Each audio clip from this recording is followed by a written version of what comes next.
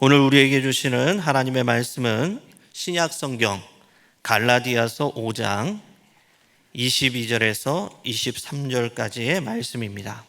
오직 성령의 열매는 사랑과 희락과 화평과 오래 참음과 자비와 양성과 충성과 온유와 절제니 이 같은 것을 금지할 법이 없느니라. 아멘. 오늘은 성령의 열매 세 번째인 화평에 관한 말씀을 전하도록 하겠습니다. 오늘 들어오시면서 느끼셨겠지만 좌석에 부착되어 있던 스티커가 사라진 것을 아마 알게 되셨을 겁니다. 저희가 이제 50%까지 우리가 현장 예배를 드릴 수 있기에 더 이상의 스티커가 의미가 없을 것 같아서 제거를 했습니다. 그러니 이렇게 짧은 의자에는 한 두세 분 정도 앉으셔도 되고 긴 의자에는 한 세네 분 정도 앉으셔도 됩니다. 그러면 저희가 적당히 거리를 두어도 충분히 500명 이상 들어올 수 있는 공간입니다. 그러니까 이렇게 잘 활용해 주시면 감사하겠습니다. 이 화평을 정의를 내려보면 이 내면의 감정이나 또는 외부의 상황에 휘둘리지 않는 성품이라고 정의할 수 있을 것 같습니다. 예를 들어서 설명을 드리겠습니다. 국민 MC로 불리는 유재석 씨가 진행하는 놀면 뭐하니라는 예능 프로그램이 있습니다. 여기에 전 세계적으로 많은 사람들에게 인기를 불러 모았던 오징어 게임의 깐부 할아버지 역할을 맡았던 배우 오영수 씨가 출연했던 적이 있었습니다. 바로 사진에 나오는 이분입니다. 이분은 나이가 78세입니다. 그리고 여러분들이 아마도 접했던 드라마에서는 주로 스님 역할을 했던 그런 분입니다. 연기 경력은 58년입니다. 그리고 그동안 대략 한 200여 회의 연극을 나왔던 분이기도 합니다. 이 대중들에게는 잘 알려져 있지 않지만 연극계에는 정평이 나 있는 원로이기도 합니다. 58년 만에 출연한 작품이 전 세계적으로 인기를 얻으면서 본인의 인지도가 올라가자 요즘은 붕 뜬 기분을 자제하면서 조용히 지내고 있다고 말씀하십니다. 이 진행자인 유재석 씨가 인생의 어른으로서 인생을 어떻게 살아야 하는지를 한마디 해달라고 이야기합니다. 그러자 오영수 씨는 이렇게 당부합니다. 우리 사회는 1등이 아니면 안 될 것처럼 흘러가는 때가 있습니다. 1등만이 출세하고 2등은 필요 없습니다. 그런데 2등은 1등에게는 졌지만 3등에게는 이긴 겁니다. 그러니 우리 모두 다 승자입니다. 라고 합니다. 그리고는 자신이 생각하는 인생의 아름다움에 대해서 또 이렇게 말을 이어갑니다. 우리는 인생이라는 긴 여정 가운데 꿈과 목표를 향해 달려갑니다. 그 과정에서 왜 나는 저 사람보다 못할까? 남들과 비교해 때론 실망하고 좌절하기도 합니다. 그러나 우리의 인생은 누구에게도 상대적인 잣대로 평가받을 수 없습니다. 왜냐하면 그 자체로 특별하고 아름다운 것이기 때문입니다. 자신의 인생을 그 자체로 아름답게 여기는 사람, 누구와 비교하지 않고 자기가 하고 싶은 일을 묵묵히 하며 어떤 경지에 도달하려고 노력하는 사람, 그가 아름다운 삶을 살아가는 진정한 승자입니다. 라고 말합니다. 인생을 어떻게 살아가야 하는지에 대한 한 노년 배우의 답변입니다. 그런데 이 답변의 중심에는 화평이란 어떠한 것인지 그 평강의 의미에 대해서 이야기하고 있습니다. 먼저 내면의 감정에 휘둘리지 않는 평화에 대해서 이야기를 합니다. 우리가 살아가면서 1등에 집착하다 보면 1등을 못했을 때 밀려오는 패배감이나 좌절감 때문에 내면의 감정이 심하게 흔들릴 때가 있습니다.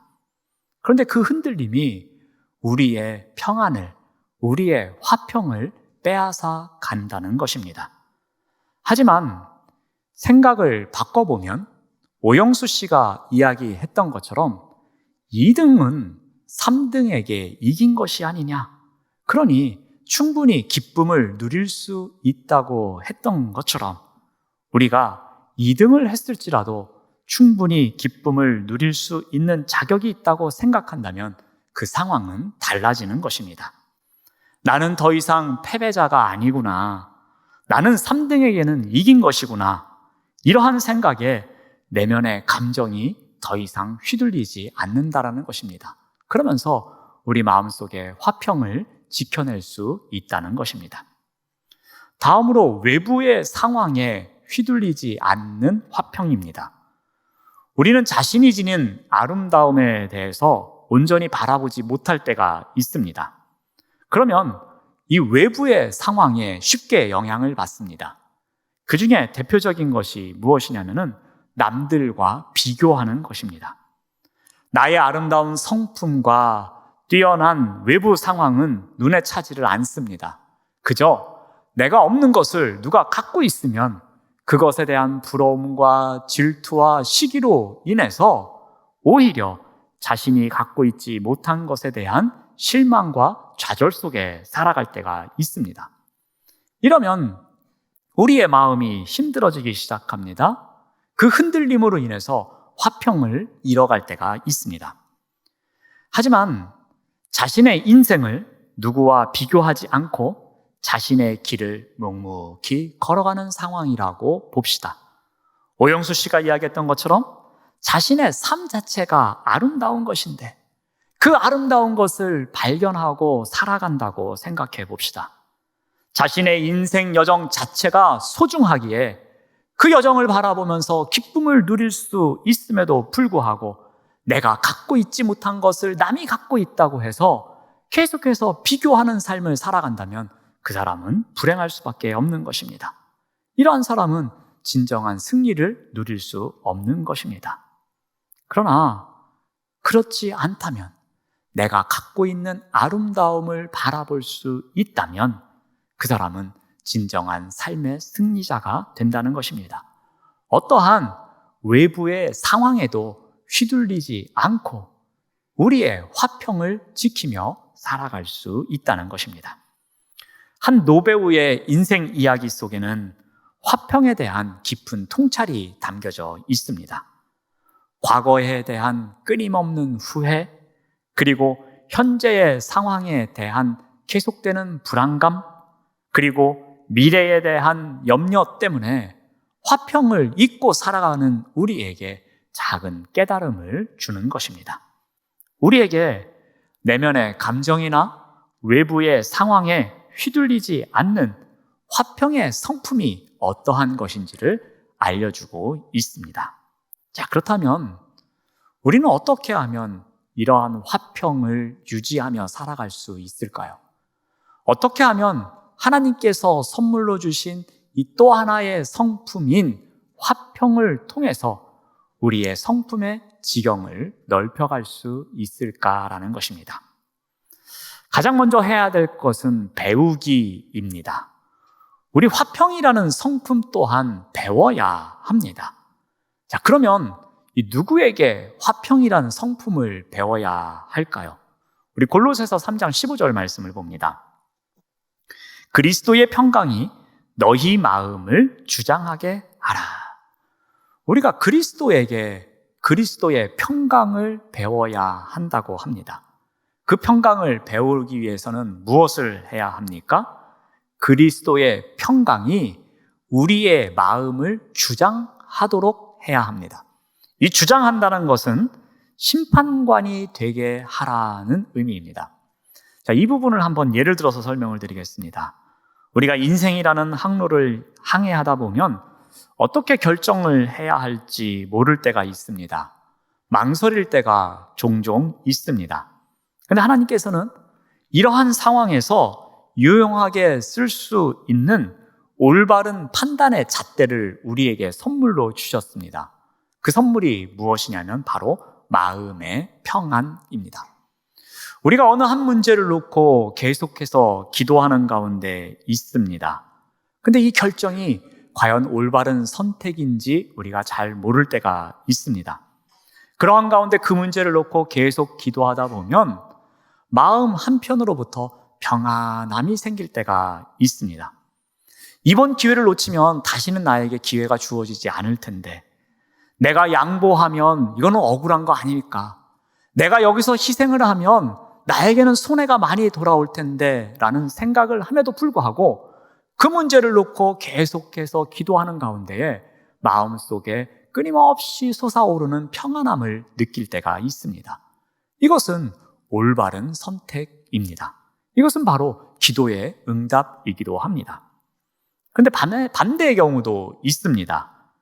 결정을 내리려고 하는데 계속해서 마음이 불편합니다. 분명히 많은 이익을 얻을 수 있을 것 같습니다. 최선의 선택이라고 생각합니다. 아무리 이 문제를 붙잡고 기도해도 마음이 계속해서 불편합니다. 그러면 이것은 아무리 많은 이익을 가져다 준다 손 치더라도 잘못된 선택입니다. 이런 때는 더 기도하면서 더 고민해 보아야 하는 것입니다. 그리스도인들에게는 바로 이와 같이 평안을 통해서 선택과 결정의 중요한 준거가 되도록 우리에게 선물로 주셨습니다. 그리스도의 평강이 마음을 주장케 해서, 즉 우리 마음의 재판관이 되도록 해서 우리가 어떻게 살아가야 하는지를 알려주신다는 것입니다. 여러분, 마음은 의지와 감정과 생각의 원천인 인격의 중심을 가리키는 곳입니다. 우리가 그 마음을 통해서 느끼고요, 마음을 통해서 생각도 하고요, 때로는 마음을 통해서 판단도 하고요, 때로는 도덕적인 결론을 도출할 때도 있습니다. 바로 그러한 것이 마음입니다. 그런데 그러한 마음을 무엇이 주관하도록 우리가 배워야 한다고 합니까? 그리스도의 평강이 주관하도록 해야 한다는 것입니다. 그리스도의 평강이 우리의 마음을 주장할 때에 우리가 사람의 존재 자체를 느낄 수 있다는 것입니다. 그러므로 그리스도의 평강이 우리의 성품이 되도록 우리는 끊임없이 열심히 배워야 합니다. 그리스도의 평강이라는 성품이 우리의 성품이 되도록 우리가 우리의 마음의 재판관이 되도록 우리가 끊임없이 노력해야 한다는 것입니다. 그렇게 되어야지만 과거에 후회하는 사건에서부터 우리가 벗어날 수 있습니다. 현재 상황에 끊임없이 우리를 불안하게 만드는 요소로부터 벗어날 수가 있습니다. 미래에 대한 염려를 하지 않도록 도와주는 것입니다. 내면의 감정에 의해서 휘둘리거나 외부의 상황에 의해서 휘둘리지 않도록 우리를 이끌어 주는 것입니다. 그렇게 되어야지만 공동체 안팎에서 만나는 사람들과 좋은 관계를 맺을 수 있고요, 그 성품의 열매를 통해서 누군가에게는 크고 작은 감동을 줄 수 있는 것입니다. 그러므로 우리는 끊임없이 그리스도의 평강이 우리 마음의 주인이 될 수 있도록 계속해서 배워야 할 것입니다. 우리가 그리스도의 평강을 배우면 그 다음으로 해야 할 일은 이 배움대로 선택하며 살아가는 것입니다. 그리스도의 평강을 배운 사람이 갖는 가장 중요한 특징은 무엇인가를 선택할 때 나타납니다. 그리스도의 평강을 배운 사람은 자신의 유익을 위한 쪽으로 선택하지 않습니다. 여러분, 예수 그리스도가 어떻게 사셨습니까? 예수 그리스도는 하나님과 우리 사이의 화평을 위해서 십자가에서 죽으심으로 값비싼 대가를 지불하셨습니다. 이것은 절대로 예수 그리스도 자신을 위해서 한 일이 아니었습니다. 예수 그리스도께서 엄청난 유익이 있으셔서 선택한 일도 아니었습니다. 이것은 우리와 같은 인류를 위해서 선택하신 일이었습니다. 십자가의 도를 따르는 그리스도인인 우리는, 이 그리스도의 평강을 배운 우리는 자신이 기꺼이 예수 그리스도처럼 희생하며 살아가야 함을 우리에게 가르쳐 주신 것입니다. 그러므로 우리는 화평을 이루기 위한 대가를 지불하는 삶을 살아야 합니다. 우리는 우리의 유익을 위한 선택이 아니라 우리의 이익을 위해서 끝까지 싸우면서 하는 선택이 아니라 우리와 다른 사람과의 화평을 위한 선택을 해야 한다는 것입니다. 하나님께서 이러한 삶을 기뻐하신다고 합니다. 한번 아브라함의 인생을 통해서 우리가 점검해 보고자 합니다. 아브라함이 애굽에서 조카 롯과 함께 가나안 땅으로 옵니다. 가나안 땅에서 어느 곳에서 정착하며 살아가는 가운데 그 육축과 재산이 늘어나는 축복의 삶을 누립니다. 그러나 현실적으로는 그 좁은 땅에서 이 불어나는 육축을 감당할 수가 없었습니다. 물과 목초지가 제한되어 있었기 때문입니다. 그래서 무슨 일이 생깁니까?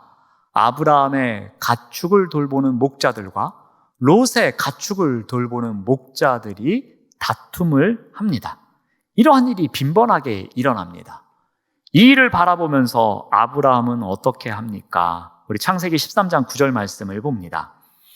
내 앞에 온 땅이 있지 아니하냐? 나를 떠나가라. 내가 좌하면 나는 우하고 내가 우하면 나는 좌하리라. 아브라함은 이제 롯과 헤어질 것을 선택합니다. 각자가 각자의 것을 나뉘어서 흩어지는 것이 최선이라고 생각합니다. 아브라함은 롯을 보내면 외롭고 쓸쓸한 삶을 살 수도 있습니다. 더 심각한 갈등이 일어나기 전에 서로 떨어지는 것이 최선임을 이야기합니다. 이에 대해서 아브라함의 조카인 롯은 어떻게 합니까? 우리 창세기 13장 10절에서 11절 말씀을 봅니다. 이에 롯이 눈을 들어 온 땅의 물이 넉넉한 것을 바라봅니다. 그랬더니 여호와의 동산 같고 애굽 땅 같다고 합니다. 그래서 롯이 요단 온 지역을 선택하고 동으로 옮기니 그들이 서로 떠난지라라고 성경은 기록하고 있습니다. 아마도 롯은 매우 기뻤을 것입니다. 자신이 눈을 들어서 바라보니 이거는 목축을 하기에 너무 좋은 땅이 있고 또 푸르는 강도 있는 그런 땅을 바라보게 됩니다. 물이 넉넉하고 풀이 넉넉하니 이 땅은 마치 여호와의 동산과 같이 좋은 땅이라고 합니다. 이곳을 차지하면 나는 재산을 많이 불릴 수 있을 것 같고 더 이상 아브라함의 목자들과 싸울 일도 없을 것이라고 생각합니다. 그래서 그는 보기에 좋은 땅을 선택하고 그 동편으로 옮겨갑니다. 그들이 서로 떠나갑니다. 세상의 가치관은 마치 롯이 선택하는 것과 비슷하게 우리를 이끌어갑니다. 이번이 좋은 기회야. 기회를 한번 잃으면은 영원히 돌아오지 않을 수도 있어. 그러니 내가 먼저 너의 유익이 되는 것을 선택해야 돼 라고 이야기합니다. 기회가 올 때 얼른 차지하라고 우리를 유혹하기도 합니다. 하지만 성령의 열매를 맺고 살아가는 사람은 달라야 한다고 합니다. 자기의 기쁨과 자기의 유익을 위해서 선택하는 것이 아니라 다른 사람의 기쁨 또한 선택의 기준이 되어야 한다고 합니다. 덕을 세워가는 일, 평화를 세워가는 일이 우선이어야 함을 알려줍니다. 아브라함이 어떻게 했습니까? 아브라함은 롯에게 내가 좌하면 내가 우하고 내가 우하면 내가 좌하겠다고 말합니다. 이 선택의 표현에는 무엇이 담겨져 있는 것입니까? 나의 이익은 뒷전이라는 것입니다. 내가 나의 이익을 위해서 선택할 것이 아니라 나는 너와의 화평의 관계를 위해서 선택하겠다는 것입니다. 나의 이익이 선택의 기준이 아니라 하나님께서 주신 그 화평의 마음이 선택의 기준이라는 선포입니다. 내가 기꺼이 너를 위해서 희생하고 내가 화평의 대가를 지불하겠다라는 아브라함의 결단이 담겨져 있는 선포입니다. 그러나 여기에는 놀라운 반전이 있습니다. 롯을 떠나보낸 후 아브라함은 매우 외롭고 쓸쓸했을 것입니다. 어쩌면 아브라함의 선택은 앞으로 고통의 길, 가시밭길을 걸어가야 하는 상황일 수도 있을 것입니다. 그러나 하나님의 백성으로서 화평을 선택한 아브라함을 그대로 놔두지 않으십니다. 하나님께서 어떻게 하십니까? 그 선택을 위로해 주십니다. 그 선택을 오히려 축복해 주십니다. 우리 창세기 13장 14절 말씀을 봅니다. 롯이 아브라함을 떠난 후에 여호와께서 아브라함에게 이르시되, 롯이 아브라함을 떠난 후가 중요합니다. 눈앞에 펼쳐진 길은 꽃길이 아닙니다. 그동안 의지해왔던 롯이 떠나기에 마음이 더욱 씁쓸해질 수도 있습니다. 아브라함이 느낄 수 있는 심리적 허전함은 더욱 컸을 것입니다. 그런데 그 순간 어떠한 일이 일어납니까? 여호와께서 아브라함에게 말씀하십니다. 굽어 살펴주시는 하나님의 손길이 아브라함의 인생길에 개입하신 것입니다. 하나님의 또 다른 역사가 시작되는 하나님의 타이밍이 시작된 것입니다. 비록 현재 상황 달라진 것은 없지만 하나님의 위로가 함께 합니다. 하나님의 약속의 말씀이 함께하며 아브라함과 동행하는 삶을 살아가십니다. 하나님의 평강을 아는 자는 자신의 유익보다 그 평화를, 그 화평이 우선된 삶을 살아가야 합니다. 그런데 이러한 선택 가운데 하나님께서 준비하신 더 큰 하나님의 평강을 누리게 되는 것입니다. 자신의 이익을 위한 선택이 아닌 화평을 위한 선택을 할 때에 눈에 보이는 현재의 유익만 바라보지 않고 내일을 생각하며 선택할 때에 내면의 감정에 휘둘리지 않고 외부의 상황에 휘둘리지 않는 평정심을 하나님께서 선물로 주신다는 것입니다. 그 다음으로 해야 할 일은 고백하기입니다. 하나님의 평강은 하나님께서 우리에게 주시는 가장 귀한 선물 중에 하나입니다. 그런데 하나님께서 이 평강의 선물을 우리에게 주시면서 요구하는 것이 있습니다. 그것은 바로 하나님에 대한 믿음의 고백입니다. 하나님은 내가 안고 살아가는 그 모든 문제보다 더 크신 분이며 더 위대한 분이시라는 믿음을 고백하기를 원하십니다. 이러한 믿음의 고백이 펼쳐질 때 하나님은 우리의 염려와 불안으로부터 자유케 해 주십니다. 우리 바울의 이야기를 한번 들어보겠습니다. 바울의 비전은 로마로 가는 것이었습니다. 로마에서 많은 이방인들에게 복음을 전하는 것이 온 인류를 향한 자신의 사명이라고 생각했습니다. 바울은 여러 번 로마를 방문하고자 했지만 그 꿈을 이루지를 못합니다. 그래서 로마서에서도 이렇게 기록을 합니다. 로마서 1장 13절 말씀을 보면은, 형제들아, 내가 여러 번 너희에게 가고자 한 것을 너희가 모르기를 원하지 아니하노라. 즉 여러 번 가고자 시도했지만 지금까지는 실패했음을 이야기하고 있습니다. 하지만 이제 바울이 로마를 방문하게 되었습니다. 그런데 이번 방문은 선교사로서의 자격이 아닌 죄수의 자격으로 로마를 방문하게 됩니다.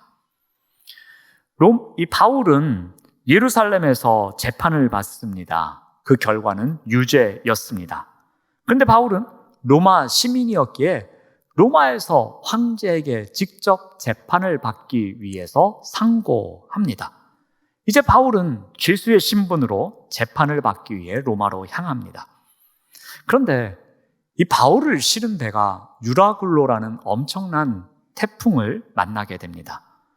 배에 탔던 모든 사람들을 두려움에 떨게 만드는 폭풍이었습니다. 선장도 선원도 두려워합니다. 당시 주변에 엄청난 세력을 떨쳤던 로마 군인들도 이 폭풍을 두려워합니다. 그들의 이전 경험은 아무 소용이 없었습니다. 그 바다를 여러 번 왔다 갔다 했던 이 선주와 선원과 선장들 또한 어떠한 조치도 취할 수가 없었습니다. 하지만 이 배에서 두려워하지 않고 유일하게 평안을 누리는 한 사람이 있었습니다. 그는 바로 죄수로 호송되고 있던 바울이었습니다. 그는 이 바닷길에 대한 전문가도 아니었습니다. 그리고 이 배에 대해서 잘 알지도 못했습니다. 더군다나 신분이 자유인도 아니었습니다. 그런데 그는 오직 한 가지 평안함을 누릴 수 있었습니다. 바울이 이러한 외적인 상황 가운데서도 평안을 누릴 수 있었던 비결이 무엇입니까? 그것은 하나님에 대한 믿음의 고백이 확고했기 때문입니다. 그 바울의 고백이 어떠합니까? 우리 사도행전 27장 25절 말씀을 봅니다. 그러므로 여러분이여 안심하십시오. 나는 내게 말씀하신 그대로 되리라고 하나님을 믿습니다. 라고 고백합니다. 바울의 이러한 믿음의 고백이 있었기에 이 풍랑 한가운데에서도 평정심을 잃지 않았습니다. 하나님께서 말씀하신 그대로 이루어질 것이라는 믿음이 있었기에 바울은 평안을 잃지 않았습니다.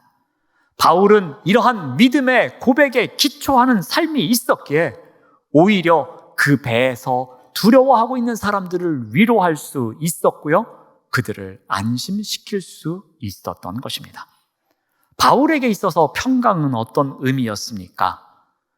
외적인 상황에도 흔들리지 않는 격한 풍랑 속에서도 하나님의 임재를 붙잡고 살아가는 믿음의 고백이 있는 신앙인이었습니다. 바로 그 믿음의 고백에서 능력이 나온 것이었습니다. 내적인 감정에 휘둘리지 않고 외부의 상황에 휘둘리지 않고 평상심을 유지할 수 있는 힘이 이 믿음의 고백에서 나온 것이었습니다. 사랑하는 여러분, 화평은 내면의 감정이나 외부의 상황에 휘둘리지 않는 성품을 이야기합니다. 이 화평 또한, 이 화평이라는 성품 또한 하나님께서 우리에게 주신 선물입니다. 성령의 열매입니다. 그러므로 이 성령님께서 우리의 성품인 화평으로 온전히 일하실 수 있도록 그 성령님께 믿음으로 나아가며 믿음으로 순종하는 일이 우리가 해야 할 일일 것입니다.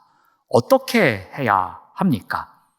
성령의 능력으로 그리스도의 화평을 배워야 할 것입니다. 그 그리스도의 평강이 끊임없이 우리의 마음을 다스려갈 수 있도록, 우리의 마음속에 재판관이 될 수 있도록 우리가 끊임없이 그리스도의 평강을 배워야 할 것입니다. 또한 성령의 능력으로 나의 유익을 위한 선택에만 머물 것이 아니라 그리스도의 평강이 이끄시는 대로 평화를 위한 선택하는 삶을 살아야 할 것입니다. 그리고 성령의 능력으로 우리의 문제보다 더 크신 그 하나님을 믿는 믿음의 고백을 하며 살아가야 할 것입니다. 이러한 가운데에 우리가 잠시 후에 부를 찬양인 408장의 1절 가사처럼 나 어느 곳에 있든지 늘 마음이 편할 것입니다. 주 예수 주신 평안함이 늘 충만한 삶을 살아갈 수 있을 것입니다. 사랑하는 여러분, 그리스도의 평강을 배우시길 바랍니다. 그리고 그 평강으로 선택하는 삶을 살아가시기를 바랍니다. 그러한 삶을 살아가기 위해서 하나님은 우리가 안고 있는 문제보다 더 크신 분이라는 믿음의 고백 속에 살아가시는 우리 모두가 되시기를 바랍니다. 기도하겠습니다. 하나님 감사합니다. 성령의 열매인 화평으로 성품의 지경을 넓혀가게 하옵소서. 성령의 능력으로 그리스도의 평강을 배우게 하옵시며 나의 유익을 위한 선택에만 머물지 않게 하옵시고 온전한 믿음의 고백을 통해 그리스도의 평강을 실천하며 살아가도록 인도하여 주시옵소서. 예수님의 이름으로 기도드립니다. 아멘.